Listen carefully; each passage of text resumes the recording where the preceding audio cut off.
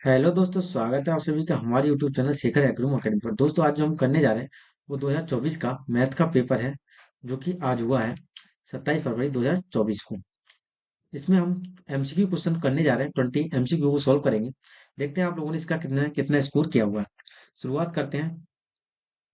इसमें पहला क्वेश्चन पूछा है कि किसी वृत्त पर एक बाहरा बिंदु से खींचे जाने वाली स्पर्शरेखाओं की अधिकतम संख्या हो सकती है। तो जैसे इन्होंने ये वृत्त मान लो ये खींचा है, और यहाँ पर एक बिंदु हमने दे दिया पी। तो ये कह रहा है कि इस बिंदु से कितनी रेखा खींची जा सकती है। एक रेखा तो हमारी इसको ये टच करती हुई जाएगी, और एक रेखा हमारी इसको ये टच करती हुई। ये दो रेखा ही हम यहाँ पर खींच सकते हैं, बाकी और रेखा हम यहाँ पर नहीं खींच सकते। तो इसका आंसर ऑप्शन हो जाएगा ऑप्शन नंबर बी कि दो, इसका जो है राइट आंसर है। अगला इन्होंने कहा कि बिंदु 7,3 की वाई एक्सिस दूरी होगी। ये तुम्हारा कोऑर्डिनेशन का है, निर्देशांक ज्यामिति का। आपने ये चीज पढ़ी होगी। ये हमारा होता है एक्स अक्ष और ये होता है हमारा वाई अक्ष। ठीक है। तो उन्होंने कहा कि एक्स पर 7 बिंदु हैं। ये वाला पहला जो हम मानते हैं इसको एक्स मानते हैं, दूसरे को क्या मानते हैं, वाई मानते हैं। तो यहाँ पर आप एक्स अक्ष पर जो काटोगे, वो 7 बिंदु काटोगे। तुम्हारी ये मेरा 7 पॉइंट यहाँ पर है। 7 पॉइंट हमारा कहाँ पर है, यहाँ पर है 7 पॉइंट।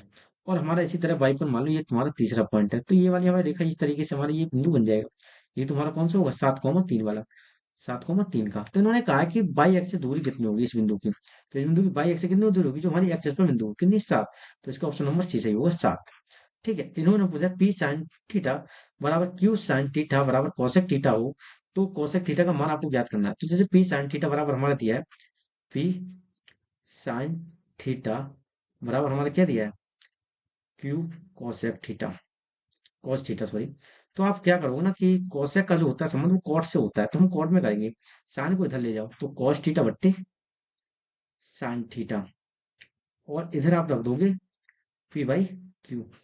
तो ये हमारा हो जाएगा कॉट थीटा। क्या हो जाएगा, कॉट थीटा।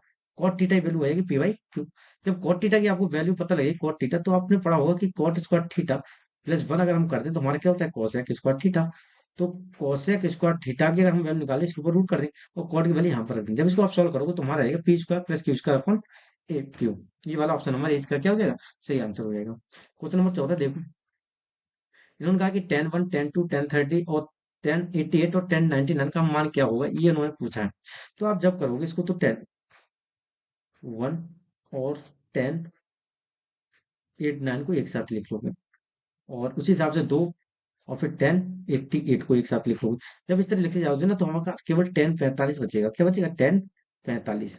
और यहाँ पे जब 10 89 आपने लिखा हुआ है तो आप इसको लिख दोगे 10 90 - 1। जब 10 90 - 1 लिखोगे, इसको आप लिख दोगे कॉट। जो कॉट 1 और टेन वन जो होता है वो कट जाएगा, क्योंकि ओपन में होता है। तो केवल हमारा 10 45 बचेगा। तो 10 45 का जो मान होगा वही इसमें आंसर होगा, ऑप्शन नंबर डी, 1। ठीक है। अगला इन्होंने पूछा है कि यदि 3x² plus 5x minus Q equal to 0 के मूल बराबर हो, तो क्यू का मान क्या होगा।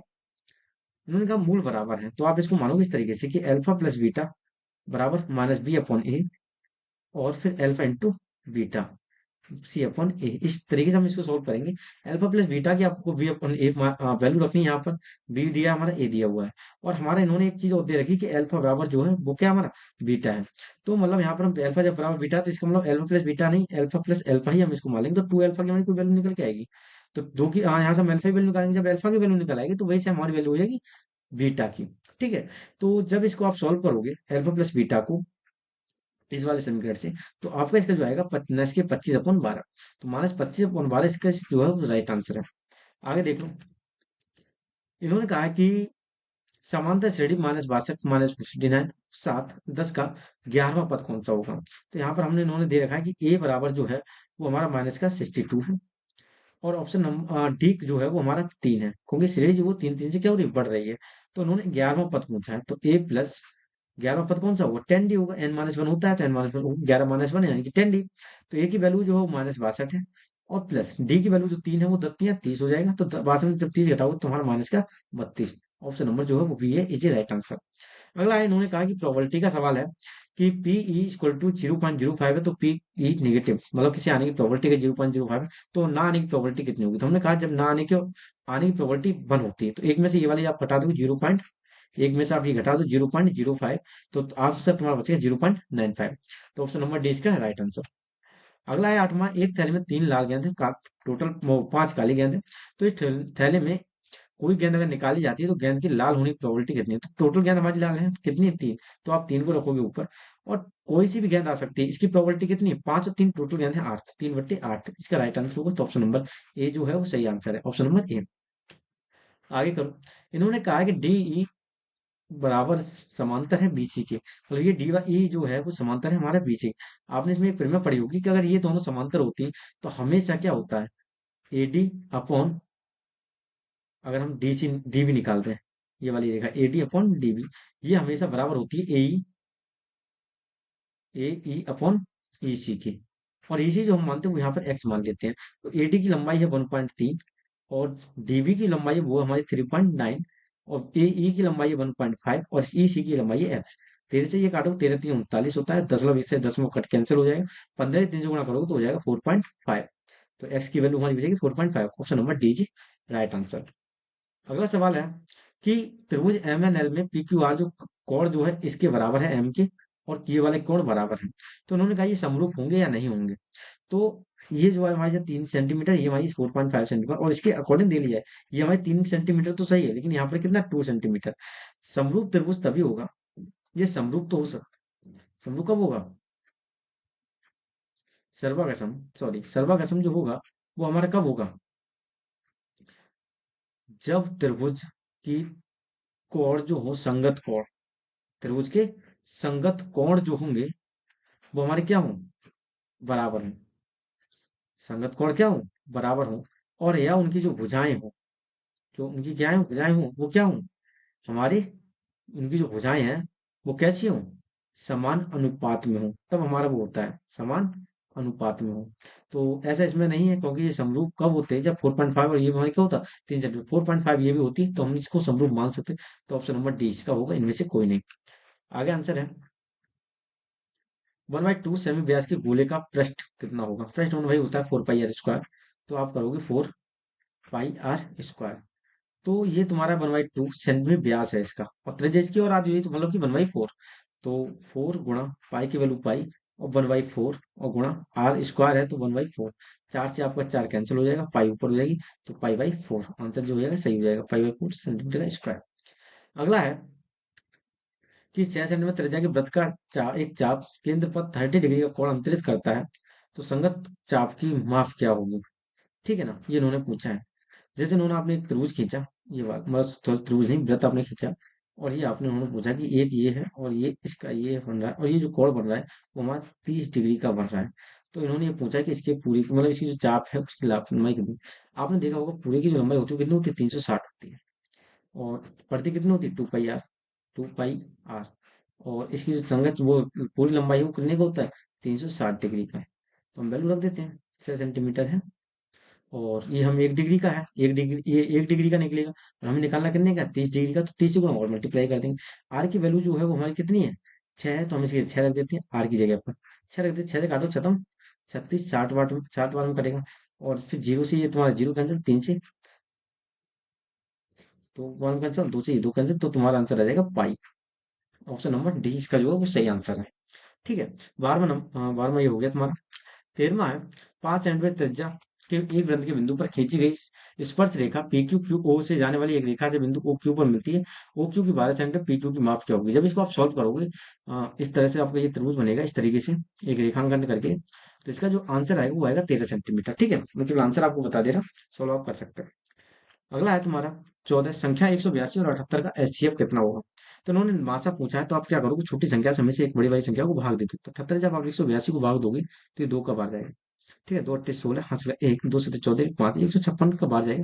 12 में 6 गए तो 6 बचेंगे, और यहाँ बचेंगे 7, 7 में 5 गए तो 6 2 बचेंगे। 26 से फिर 78 को भाग दे तो जो हमारा शेषफल बढ़ता है, 26 से काटोगे तो ये 3 बार का चलेगा, 26 थी 78।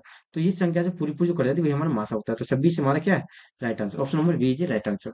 ये इन्होंने कहा कि एक बिल्डिंग के आधार की त्रिज्या 3.5 सेंटीमीटर है, ऊंचाई 8.5 सेंटीमीटर, जब आप 2πr h बगल में है तो 2πr h, आर की वैल्यू रख दो कितने 3.5 और ऊंचाई रख दो 8.4 सेंटीमीटर। जब कैलकुलेशन आप इसी करेंगे तो आएगा हमारा 58.85 सेंटीमीटर का whole square. Option number D इसका राइट आंसर हो जाएगा। अगला है 16, कि 4 सेंटीमीटर त्रिज्या वाले एक वृत्त के त्रिज्य खंड का और जो वो 60 स्क्वायर है, मतलब 60 डिग्री है, उसका क्षेत्रफल क्या होगा? तो ये हमारा क्या होता है, पाई r² थीटा। त्रिभुज का त्रिज्यखंड का जो क्षेत्रफल होता है वो क्या होता है, pi r square theta upon 360। Pi square theta upon 360। तो पाई की वैल्यू आपको हमारे आर दे रखी कितनी है, पाई की वैल्यू पाई हो जाएगी। आर स्क्वायर की वैल्यू जो है वो हमारी कितनी है, आर स्क्वायर की वैल्यू हमारी यहाँ 4 है, तो 4 गुणा 4। और थीटा की वैल्यू 60 अपॉन 360। जीरो जीरो काटो, 4 से काटो 36, 4 से काटोगे 2, और ये काटोगे 3 बार, तो 4 दूनी 8, 8/3 पाई। तो ऑप्शन नंबर सी का राइट आंसर हो गया, 8/3 पाई सेंटीमीटर होल स्क्वायर। तो आपको कौन सा लगाना है फॉर्मूला, आपको लगाना है pi r square theta upon 360। ये जब फॉर्मूला आप रख दोगे तो आंसर आपको मिल जाएगा, 8/3 पाई आर स्क्वायर। अगला है द्विघात समीकरण, x square plus x minus one zero का व्युत्क्रम होगा। तो आपको इसमें लगाना था बी स्क्वायर माइनस 4ac, और जब आप इसको सॉल्व करें तो ऑप्शन नंबर बी का राइट आंसर आ जाएगा। 18वां द्विघात समीकरण 1 - 4x + 4x स्क्वायर मूलों के योगफल क्या होगा। तो मूलों का योगफल जो होता है वो अल्फा प्लस बीटा बराबर क्या होता है, माइनस का बी अपॉन ए। तो माइनस बी, बी की बात तो माइनस के 4, माइनस के 4 और पहले से माइनस जो हो जाएगा प्लस का 4 हो जाएगा। और ए की वैल्यू यहाँ पर कितनी दे रखी है, 4 दे रखी है, तो नीचे 4 हो जाएगा, 4 से 4 कैंसिल। आंसर तुम्हारा आ जाएगा सी, ऑप्शन नंबर ए। अगला सवाल है तुम्हारा, निम्नलिखित सारणी में माध्य क्या होगा। तो माध्य निकालने के लिए बारंबार तो आपका दे रखी 4 7 5 8 6, वर्ग अंतराल आपका 0 से 10 दे रखा है। आप इसमें क्या निकालोगे, एक्स निकालोगे, और फिर उसके बाद एफ एक्स की गुणा करोगे। फिर आपका फॉर्मूला लगेगा sigma F x upon sigma F. जब आप इसको सॉल्व करोगे तो आपका आंसर आएगा बी, 26.66। ओके। अगला है तुम्हारा लास्ट वन, निम्नलिखित सारणी का माध्यक वर्ग कौन सा है। तो माध्यक वर्ग बारंबार तो आपको दे रखी 0 से 10, 10 से 20, 20 से 30, 30 से 40, 40 से 50। बारंबार तो आपको दे रखी, जब भी हम माध्यक निकालते हैं, मध्यिका निकालते हैं, तो हमको निकालनी होती है इसमें सीएफ। सीएफ जब भी निकल निकाल के आएगी आपकी, सीएफ जो निकल के आएगी उसको आप डिवाइड कर दोगे 2 से, और 2 के बाद वो ये पद देखो कौन से वाले पद में वो जा रहा है, तो वो जाएगा हमारा 20 से 30 में। तो ऑप्शन नंबर जो है 20 का सही आंसर होगा, 20 से 30। तो ये थे हमारे एमसीक्यू क्वेश्चन जो कि आज के पेपर में पूछे गए थे। आप कमेंट करके बता सकते हैं कि आपने इसमें से कितने स्कोर सही किए, आपने कितने सवाल इसमें सही किए। और कोई भी अगर आपको डाउट है तो कमेंट में आप बता सकते हैं। ठीक है। अगर आप इस चैनल पर नए हैं तो चैनल को सब्सक्राइब